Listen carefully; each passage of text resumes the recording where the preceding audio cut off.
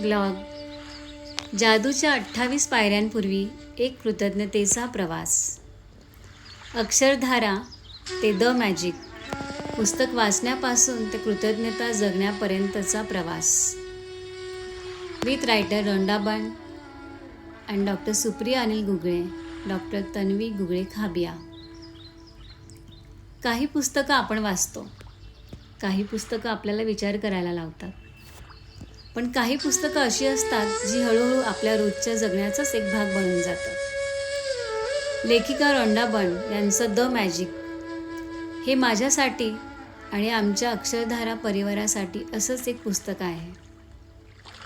अक्षरधारा वाचन उपक्रम चालवणाऱ्या डॉक्टर सुप्रिया अनिल गुगळे आणि त्यांची कन्या डॉक्टर तन्वी गुगळे खाबिया या दोघी मायलेकींकडून आमच्यापर्यंत पोहोचलेलं हे सुंदर असं द मॅजिक पुस्तक. आजपासून या पुस्तकातील 28 प्रकरणांचा प्रवास आपल्या शब्दात, आपल्या अनुभवातून आणि आपल्याला समजलेल्या अर्थाने लिहायला सुरुवात करण्याआधी मला एक पाऊल मागे जावंसं वाटते. कारण या 28 प्रकरणांची जादू समजून घेण्याआधी ही जादू आपल्या आयुष्यात आली तरी कशी हे सांगणं माझ्यासाठी तितकंच महत्त्वाचं आहे. लेखिका रोंडा बन यांनी द मॅजिक या पुस्तकाची रचना अतिशय सुंदर पद्धतीने केली आहे. सुरुवातीचं इंट्रोडक्शन आणि त्यानंतर एक एक करत पुढे जाणारी 28 प्रकरणं केवळ वाचण्यासाठी दिलेले विचार नाहीत, तर स्वतःवर करून पाहण्यासाठी दिलेले छोटे छोटे प्रयोग आहेत. आरोग्य, पैसा, नोकरी, व्यवसाय, नातेसंबंध, आपली स्वप्न, आपल्या इच्छा, आपलं मन, आपली विचारसरणी, आपल्या आजूबाजूची माणसं आणि सर्वात महत्त्वाचं म्हणजे स्वतःसोबत असलेलं आपलं स्वतःचं नातं. अशा आयुष्याच्या अनेक महत्त्वाच्या क्षेत्रांना ती कृतज्ञतेच्या एका धाग्यात गुंफत जाते आणि प्रत्येक प्रकरणानंतर नकळत एक प्रश्न मनाला पडायला लागतो. आपल्या आयुष्यात जे नाही त्याकडे आपण इतकं पाहतो, पण जे आहे त्याकडे आपण किती वेळा मनापासून पाहतो. खरं तर कृतज्ञता ही केवळ थँक्यू म्हणण्याची सवय नाही. कृतज्ञता ही आयुष्याने आपल्याला दिलेली एक सुंदर देणगी आहे.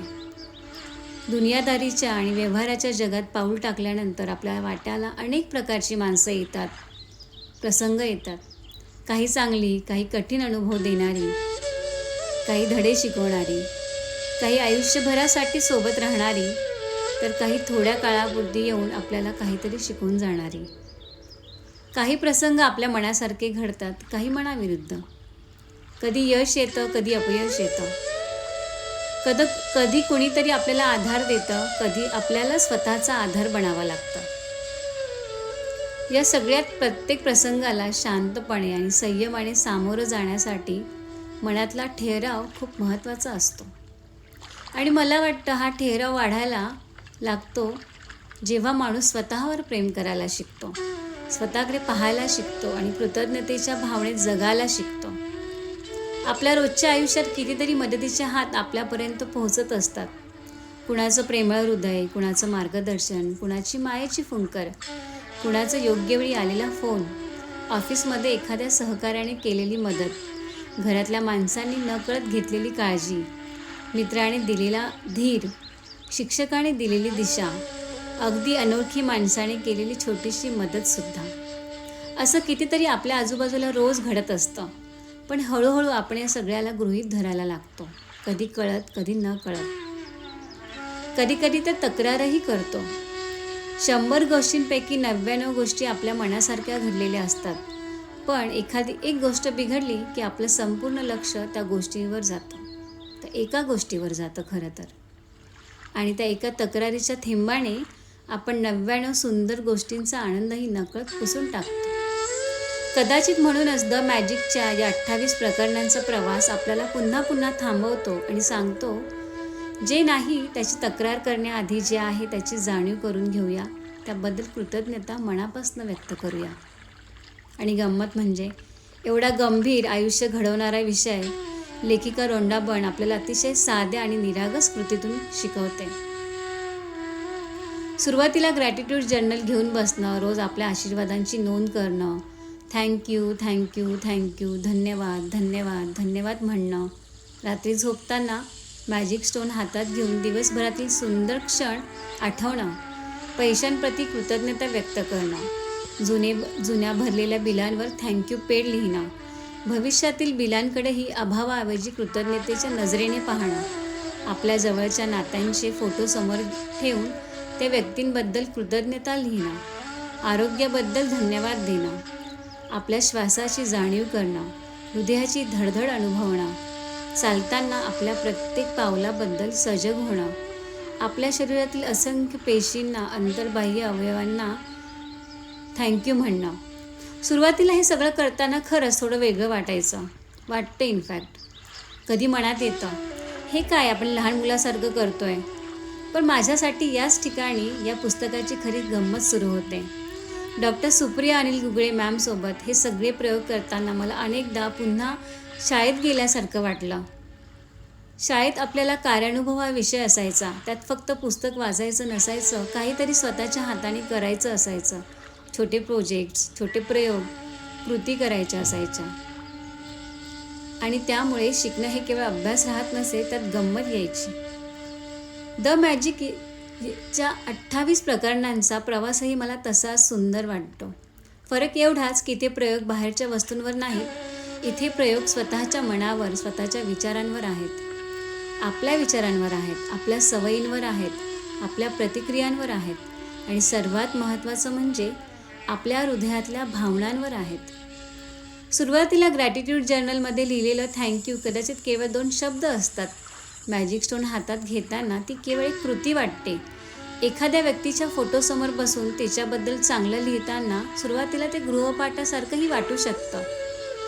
पण आपण सातत्याने करत राहतो आणि मग एक दिवस नकळत काहीतरी बदलायला लागतं. सुरुवातीला यांत्रिकी वाटणाऱ्या कृतींमध्ये भावना उतरायला लागतात. कोरड्या वाटणाऱ्या भावनांना ओलावा यायला लागतो. थँक्यू वहीतून हळूहळू मनात उतरायला लागतं आणि मग खरी जादू बाहेर घडण्याआधी आपल्या आत घडायला सुरुवात होते. तक्रारीचा सूर थोडा कमी होतो, तुलना कमी व्हायला लागते.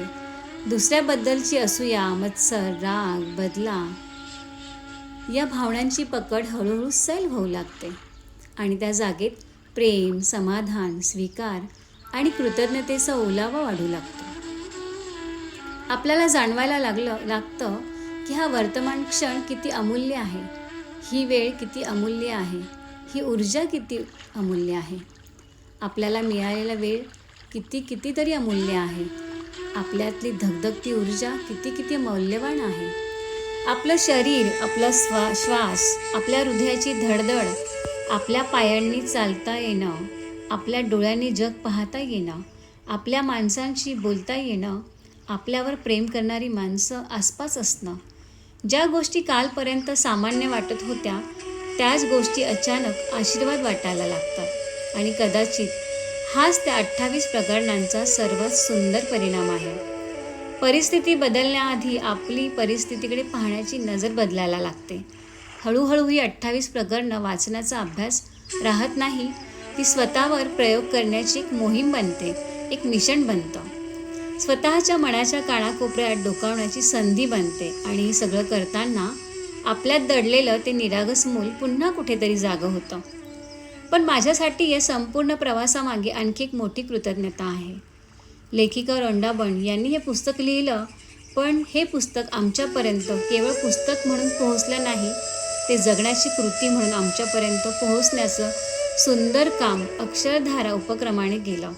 अक्षरधारा या वाचन उपक्रमाच्या फाउंडर असलेल्या डॉक्टर सुप्रिया अनिल गुगळे आणि डॉक्टर तन्वी गुगळे खाबिया यांनी अक्षरधारेच्या माध्यमातून हजारो लोकांना पुस्तकांची जोडण्याचा, वाचनाला विचारांची जोड देण्याचा आणि त्या विचारांना कृतीत उतरवण्याचा सुंदर संकल्प चालू ठेवला आहे. आणि त्यामुळे द मॅजिक वाचताना आम्ही केवळ वाचक राहिलो नाही, आम्ही विद्यार्थी झालो. कधी लहान मुलांसारखे गृहपाठ करणारे विद्यार्थी, कधी स्वतःच्या मनाचं निरीक्षण करणारे विद्यार्थी आणि कधी स्वतःच्याच आयुष्यावर प्रयोग करणारे विद्यार्थी. म्हणून आज या 28 भागांच्या मालिकेची सुरुवात करताना माझ्या मनात सर्वात आधी एकच भावना आहे, कृतज्ञता, कृतज्ञता आणि कृतज्ञता. लेखिका रोंडा बर्न यांच्या प्रति कृतज्ञता, ज्यांनी कृतज्ञतेसारख्या सुंदर भावनेला 28 छोट्या छोट्या पायऱ्यांतून अनुभवण्याचा सोपा मार्ग आम्हा सर्वांना, आपल्या सर्वांना दिला. डॉक्टर सुप्रिया मॅम आणि डॉक्टर तन्वी मॅम यांच्याप्रती मनापासून कृतज्ञता, ज्यांनी अक्षरधारेच्या माध्यमातून हे पुस्तक आमच्या हातातच नाही तर हळूहळू आमच्या कृतीत आणि जगण्यात आणलं. आणि अक्षरधारा परिवारातील त्या प्रत्येक व्यक्तीप्रती कृतज्ञता, ज्यांच्यासोबत हा प्रवास करताना सातत्याची ऊर्जा मिळत आहे. आयुष्यात अजूनही प्रसंग येतील, माणसं येतील, जातील, कोणी आपल्याला साथ देईल, कोणी आपल्याला धडा देईल. काही गोष्टी आपल्या मनासारख्या घडतील, काही मनाविरुद्ध घडतील. काही दिवस आनंदाचे असतील, काही कठीणही असतील.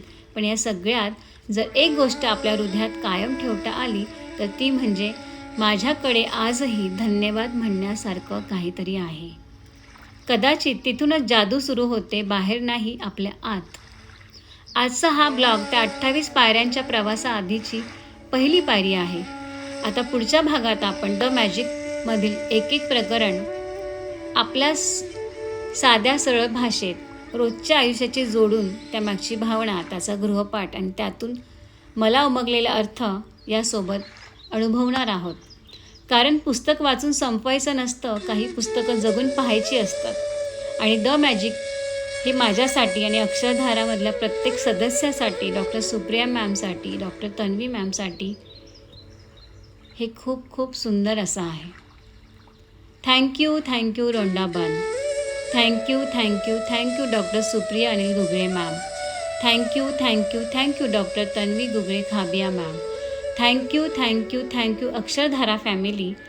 आणि थँक्यू युनिवर्स. आणि थँक्यू यूट्यूबमध्ये ऐकणाऱ्या सगळ्या ब्लॉग ऐकणाऱ्या सबस्क्रायबरना या सुंदर कृतज्ञतेच्या प्रवासासाठी मनापासून धन्यवाद. प्रणाली शिवकमल आव्हाड. द मॅजिक या प्रवासाच्या 28 पायऱ्या सुरू होण्यापूर्वी हा जो पहिला ब्लॉग माझ्याकडनं लिहिण्यात आला आहे, यासाठी तुमचा प्रतिसाद, तुमचा प्रतिक्रिया मला ऐकायला नक्की आवडेल. कारण कृतज्ञता हा प्रवास एकट्याचा नसतो, हा सर्वांचा मिळून असतो. येणाऱ्या भेटणाऱ्या प्रसंगांचा, माणसांचा, वस्तूंचा, कितीतरी कळत न कळत असणाऱ्या अवतीभोवती दृश्य अदृश्य गोष्टींचा आहे.